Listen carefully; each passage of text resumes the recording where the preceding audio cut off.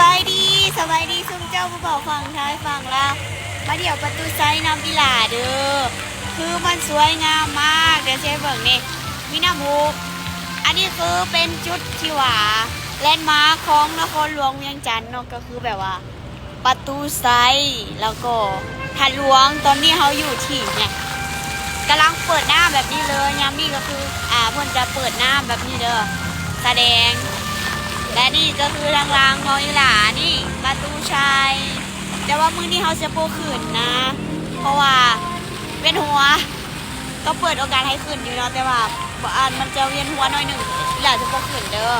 นี่จะให้เบิ่งบรรยากาศรอบๆคือตอนแรงนะตอนนี้เวลาอยู่ที่6 โมงปลายเนาะแล้วบอกเลยว่าหลายคนแฮงคือนักท่องเที่ยวสไลด์คือมายามแรงแบบนี้มันจะโบฮ้อนสิ่งสำคัญน่ะประตูชัยแห่งนี้นะเปิดให้เป็นสวนสาธารณะที่เปิดให้นั่งหรือว่านั่งแบบนั่งลิ้นแบบชิวๆน่ะฮอด11-12 โมงกลางคืนวันไหนใจอยู่ประมาณนี้เดี๋ยวได้เบิ่งโอ้ยมันสวยแฮงมันงามแฮงนี่เดี๋ยวมันงามแฮงไอ้ฝั่งไทยฝั่งลาวก็ฝั่งไทยเนาะที่ว่ามาเที่ยวสปปลาวต้องมาเด้อ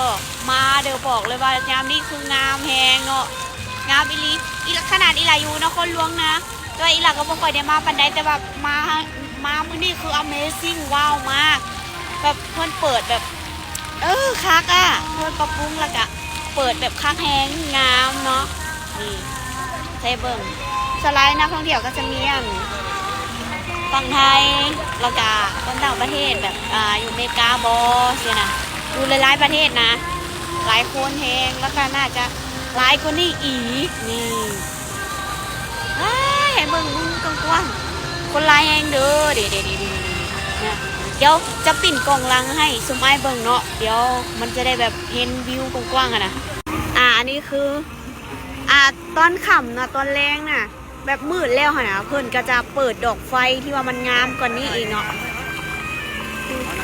ได้แล้วนี่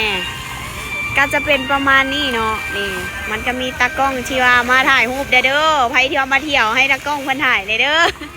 นี่40,000เป็นไว้นี่อันนี้ก็คือวิวกว้างๆอันนี้สถานที่แหล่งท่องเที่ยว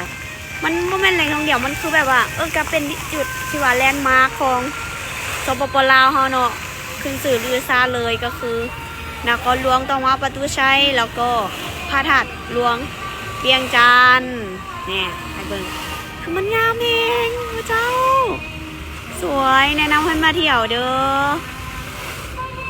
คลิปก็จะอยู่ประมาณนี้ใครที่ว่ามาเที่ยวแล้วเห็นอีหลาเอาลงเลยเถอะทักหาได้เด้อ